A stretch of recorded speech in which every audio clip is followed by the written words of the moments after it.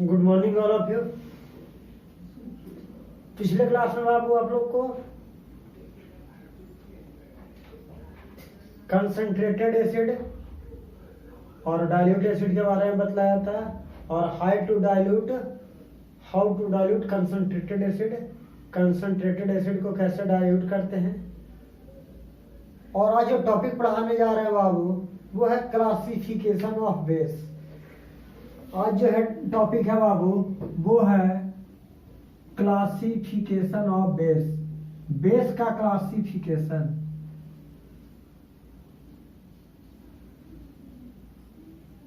Classification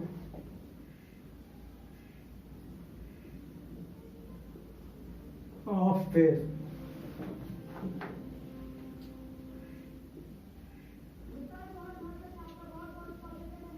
तो classification of base में क्या होता है बाबू, तो बेस को दो टाइप से क्लासिफाई किया गया है। आपको एसिड को क्लासिफिकेशन बतलाए थे, स्ट्रॉन्ग एसिड और वीक एसिड। उसी तरीके से स्ट्रॉन्ग बेस और वीक बेस। तो देखिए बाबू स्ट्रॉन्ग एसिड क्या होता है, सॉरी स्ट्रॉन्ग बेस बाबू, स्ट्रॉन्ग एसिड डिस्कस कर रहे हैं। स्ट्रॉन्ग बेस क्या होता है, a base which is completely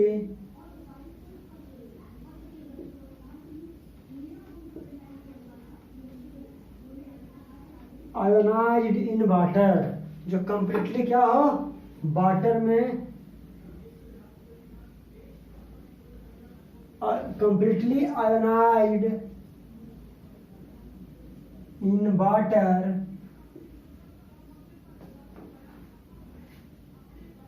is called a strong base। क्या कहलाएगा बाबू, स्ट्रॉन्ग बेस कहलाएगा। और sorry in water and produce large amount of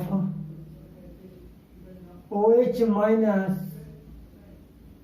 ions। क्या प्रोड्यूस करता है, OH minus ions in the solution. कहा, सॉल्यूशन में। Is called strong base. क्या कहलाता है बाबू, स्ट्रॉन्ग बेस कहलाता है। एग्जाम्पल के तौर पर देखिए बाबू NaOH है बाबू और प्लस में वाटर लेते हैं तो क्या बनेगा, जब NaOH लेंगे और वाटर में जाने के बाद Na प्लस एक्वस जोड़ OH माइनस एक्वस देगा। उसी तरीके से बाबू LiOH होता है, lithium hydroxide, lithium hydroxide plus water क्या देता है बाबू, Li प्लस एक्वस जोड़ OH माइनस एक्वस देता है। कोई दिक्कत है। अब सेकंड में आइए बाबू weak base.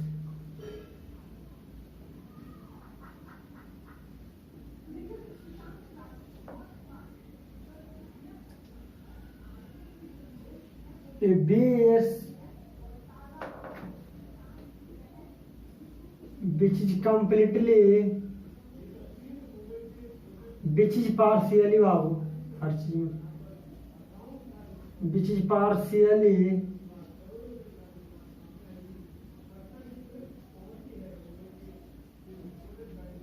ionized in water and produce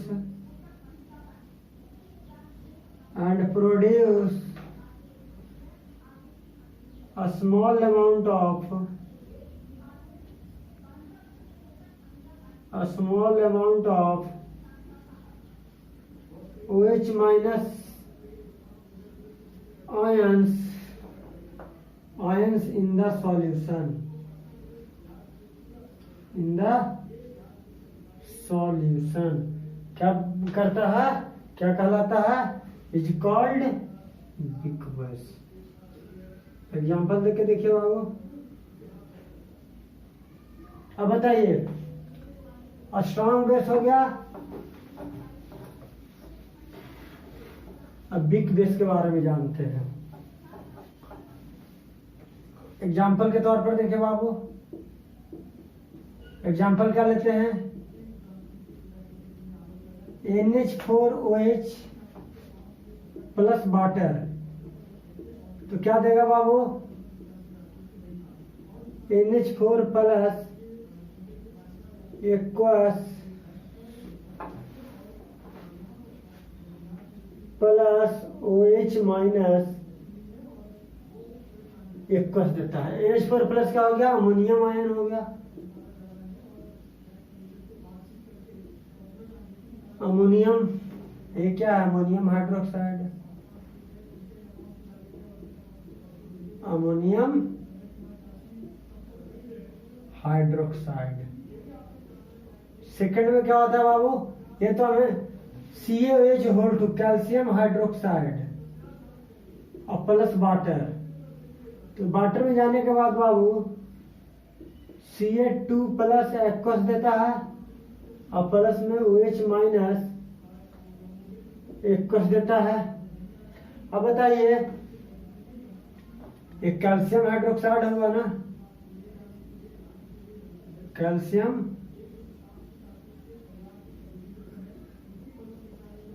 hydroxide. Third में देखिए बाबू, MgOH होल टू अब प्लस में वाटर ले लीजिए, तो क्या देगा बाबू, Mg2 plus plus OH minus, ये मैग्नीशियम हाइड्रोक्साइड है बाबू।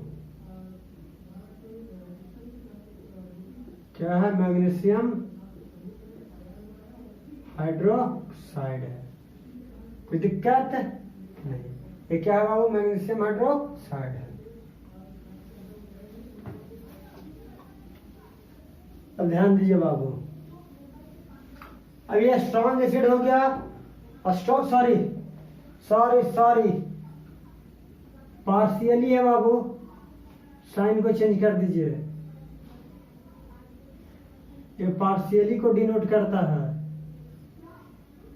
ये परसेंट माइंड में ही रहा, ये पार्शियली डिनोट करता है, कंप्लीटली नहीं हो रहा बाबू, पार्शियली है। ये small amount of OH minus देते हैं, ये कंप्लीटली डिसोसिएट नहीं होता है, इसी के लिए ये एरो, डबल एरो का इंडिकेट करता है। ये क्या इंडिकेट करता है बाबू, ये इंडिकेट करता है कि small amount of OH minus solution से ऑब्टेन्ड हो रहा है, small amount of OH minus. अब आगे देखिए बाबू, डाइल्यूशन ऑफ बेस, आगे हेडलाइन दीजिए, dilution of base.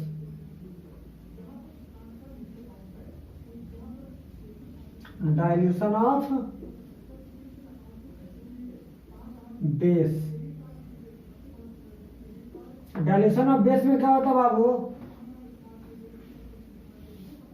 N exothermic reaction, an exothermic reaction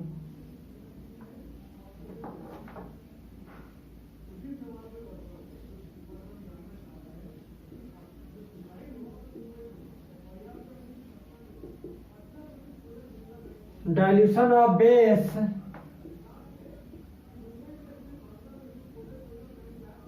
with water is an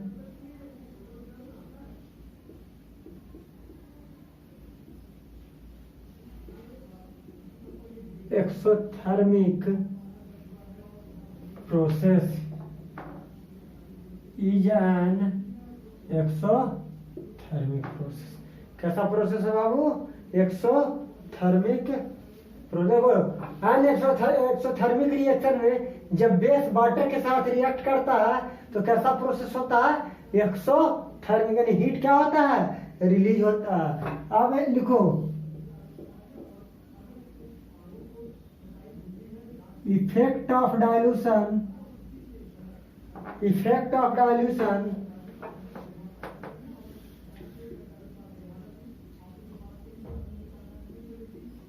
on strength of base, on a strength of base, effect of dilution on strength of base. तो पहला effect क्या होता है बाबू, base के स्ट्रेंथ, base strength का dilution पे क्या इफेक्ट पड़ता है। तो पहला degree of ionisation, degree of ionisation of base, degree of ionisation of base. अब आपके दिमाग में देखिए, strength of base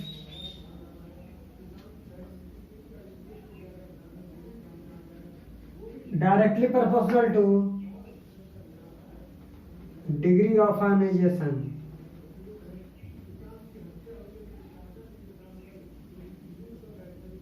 degree of ionisation of base, degree of ionisation of base. Second में लिखिए बाबू डाइल्यूशन ऑफ बेस,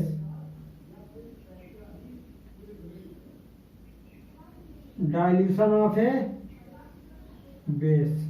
तो डाइल्यूशन ऑफ बेस क्या होता है बाबू, तो स्ट्रेंथ ऑफ बेस, बेस का जो स्ट्रेंथ है बाबू वो इनवर्सली प्रोपोर्शनल होता है dilution of base, dilution of base. देखो जब हम बेस के डाइल्यूशन को इंक्रीज कराएंगे तो बेस का स्ट्रेंथ क्या करेगा, डिक्रीज। अब हम बेस के डाइल्यूशन को डिक्रीज कराएंगे तो स्ट्रेंथ ऑफ बेस क्या करेगा, डिक्रीज। यानी मान लो कि ये बेस है बाबू, ये बेस है और ये बेस का सॉल्यूशन है, मान लो कि वाटर प्लस KOH एक्वस है, पोटेशियम हाइड्रोक्साइड का सॉल्यूशन है। अगर हम इसमें क्या करेंगे, डाइल्यूशन का मतलब क्या, वाटर को ऐड करेंगे। अगर हम वाटर को ऐड करते जाएंगे तो once upon a time strength of base has to be decreased या विल बी डिक्रीज्ड। तो बेस का स्ट्रेंथ क्या हो जाएगा, जब वाटर को ऐड करते जाओगे तो क्या होगा, एक टाइम के बाद KOH का क्या होगा, स्ट्रेंथ डिक्रीज करेगा। क्या बताते हैं, अगर मान लो कि इतना एरिया में, अगर मान लो कि इतना एरिया में अगर हम OH माइनस का 1000 मोलिक्यूल्स है और अगर वाटर ऐड करोगे बाबू तो वाटर ऐड करने के बाद अब आपका एरिया क्या हो जाएगा, इंक्रीज करेगा। तो एरिया वाटर को इंक्रीज करने से अभी आपको इतना एरिया में, तो अभी इतना एरिया में कितना था पहले, ध्यान दो, इतना एरिया में 1000 मॉलिक्यूल्स था लेकिन OH का, लेकिन अब OH का मॉलिक्यूल्स इसमें भी तो आ गए, OH का मॉलिक्यूल्स क्या आ गए, इसी रीजन में भी आ गया, इस रीजन में भी आ गया। तो क्या हो जाएगा यहाँ पे OH मॉलिक्यूल्स कितना हो जाएगा, मान लो कि 600 हो जाएंगे। तो 600 आ जाएंगे तो स्ट्रेंथ तो डिक्रीज किया ना, बेस का स्ट्रेंथ क्या करेगा, इंक्रीज किया। कब, जब हम वाटर को ऐड किए। तो अगर हम किसी सॉल्यूशन में वाटर को ऐड करते जाएंगे तो क्या होगा, बेस का स्ट्रेंथ पे क्या इफेक्ट पड़ेगा, डिक्रीज करता जाएगा। क्या होता जाएगा बाबू, डिक्रीज होता जाएगा। तो हम एसिड का स्ट्रेंथ पढ़ा रहे थे, यहाँ बेस का स्ट्रेंथ के बारे में बता दिए। अब आगे हेडलाइन दीजिए बाबू, जो आपका मेन टॉपिक है वो है पीएच स्केल। क्या बाबू, पीएच स्केल है। आज इसके बारे में पढ़ा देते हैं बाबू और नेक्स्ट डे इस पे कुछ क्वेश्चन करवा देंगे, ठीक है ना, क्योंकि आज थ्योरी खत्म हो जाएगा तो फिर नेक्स्ट डे सिर्फ पीएच का न्यूमेरिकल रहेगा, तो आप लोग भी पढ़ लीजिएगा। तो देखिए हेडलाइन दीजिए बाबू, पीएच स्केल। क्या है पीएच स्केल? पीएच स्केल करता क्या है बाबू, हम लोग स्ट्रेंथ की मेजर करते हैं, किसके, एसिड और बेस का। हम लोग एसिड और बेस की क्या करते हैं, स्ट्रेंथ को क्या करते हैं, मेजर करते हैं। तो एसिड और बेस के स्ट्रेंथ को मेजर करने के लिए एक स्केल लाया गया बाबू, और उस स्केल का क्या नाम दिया गया, पीएच स्केल नाम दिया गया। क्या क्या नाम दिया गया बाबू, पीएच स्केल नाम दिया गया। और पीएच का मीनिंग क्या होता है, पी स्टैंड करता है पावर को, और एच स्टैंड करता है हाइड्रोजन आयंस या हाइड्रोनियम आयंस को स्टैंड करता है। तो देखिए पहले पीएच स्केल का डिफिनेशन लिख लीजिए। P stand for power and H stand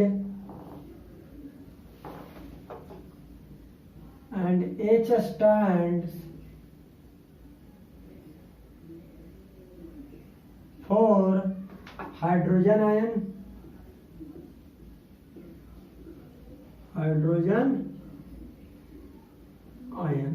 अब देखो बाबू,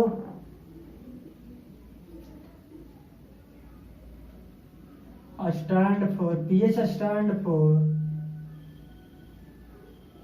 power of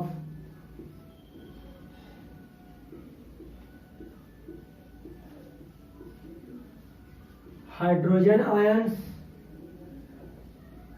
या हाइड्रोनियम आयन। हाइड्रोजन आयंस को ब्रैकेट में लिख लो ना बाबू, H+ या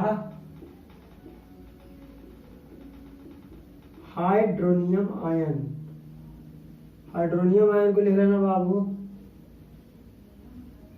H3O+। अब देखो बाबू पीएच स्केल का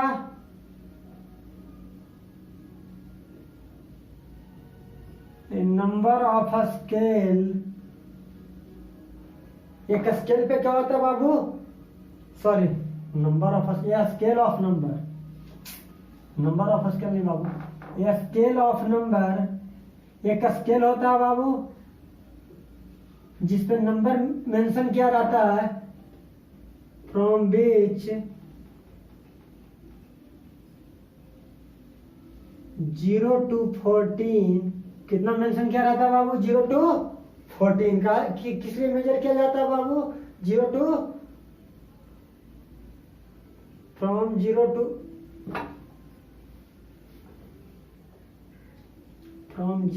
to 14 on which can be measure। क्या मेजर करता है बाबू, measure the strength of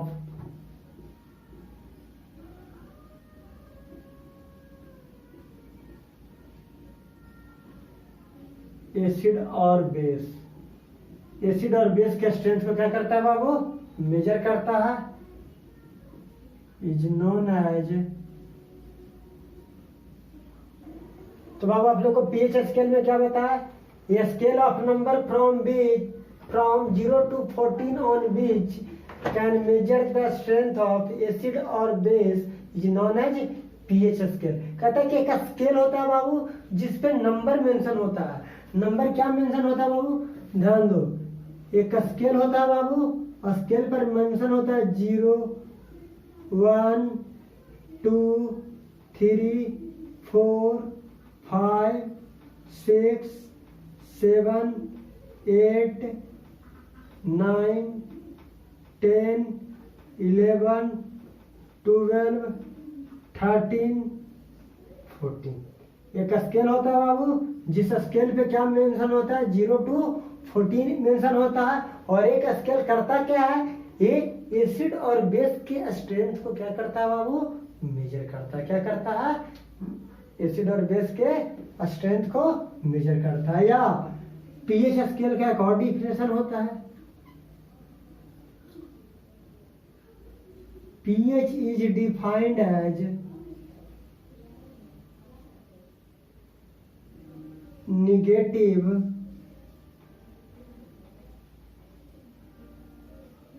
logarithm negative logarithm of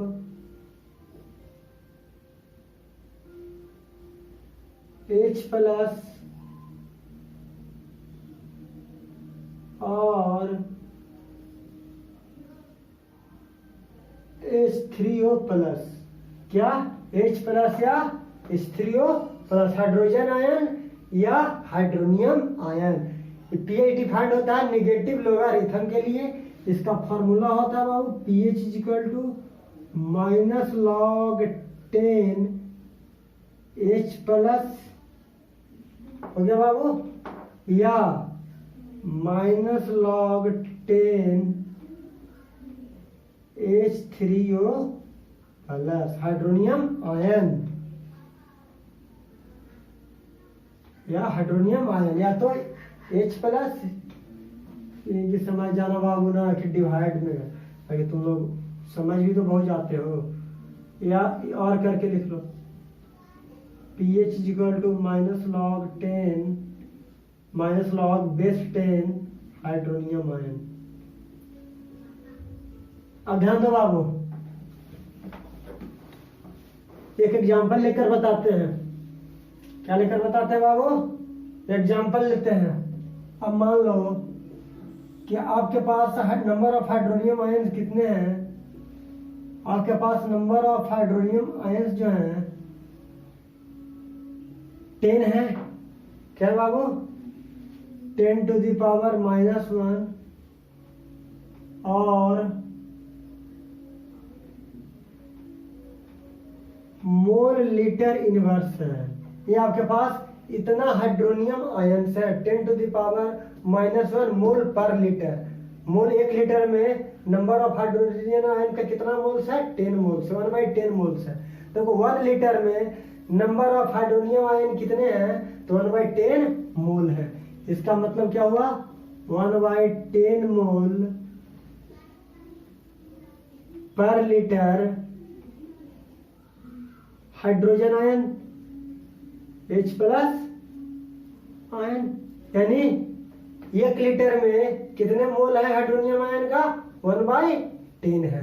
तो बताओ इसका पीएच वैल्यू निकालेंगे, तो देखो इसका पीएच वैल्यू कैसे निकलेगा?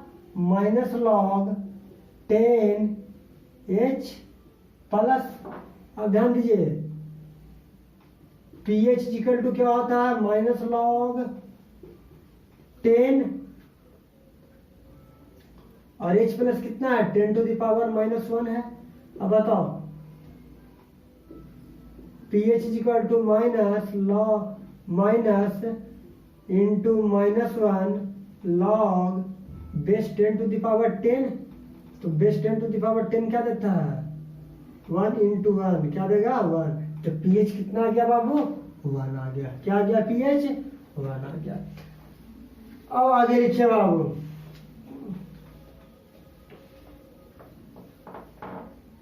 अब आगे लिखिए।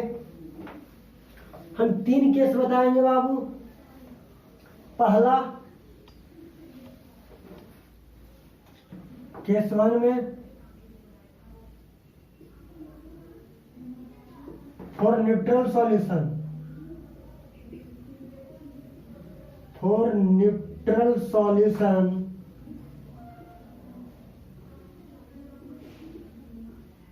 For neutral solution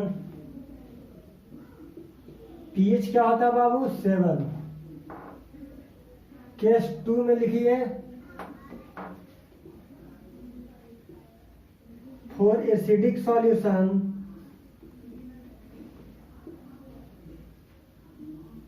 for acidic solution pH less than 7। तो 7 से 6 5 4 3 2 1 और 0। देखो बाबू इसमें भी 3 टाइप होते हैं। पहला जो होता है स्ट्रॉन्ग एसिड। अगर आपका एसिड स्ट्रॉन्ग है, ध्यान दीजिए, अगर आपका एसिड क्या है बाबू?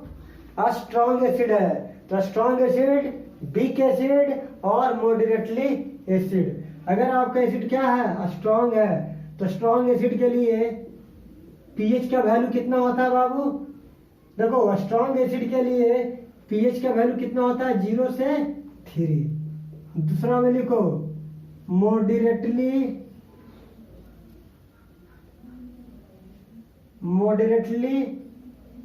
एसिडिक।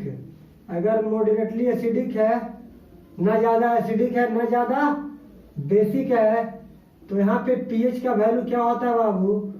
3 से 5 होता है। क्या होता है पीएच का वैल्यू? 3 से 5। फोर्थ में वीक एसिड के लिए, अगर आपका एसिड क्या है? वीक है, तो वीक एसिड के लिए ध्यान दीजिए, वीक एसिड है ना, तो वीक एसिड के लिए पीएच का वैल्यू कितना बाबू? तो देखो 5 से 7 होता है बाबू। कितना होता है? 5 से 7। 7 पे न्यूट्रल हो जाते हैं। ये क्या हो गया? ये एसिड के लिए हुआ बाबू। ये किसके लिए हुआ? एसिड के लिए हुआ। अब देखिए बेस के लिए, किसके लिए बाबू? बेस के लिए। तो केस थर्ड में आइए, केस थर्ड आइए। ये केस 2 था ना, अब केस थर्ड में आइए। For basic solution, for basic solution, अगर आपका सॉल्यूशन बेसिक है और बेसिक सॉल्यूशन के स्ट्रेंथ को मेजर करेंगे तो पीएच क्या हो जाएगा? Greater than 7। यानी 8, 9, 10, 11, 12, 13, 14 हो जाएगा। अब देखो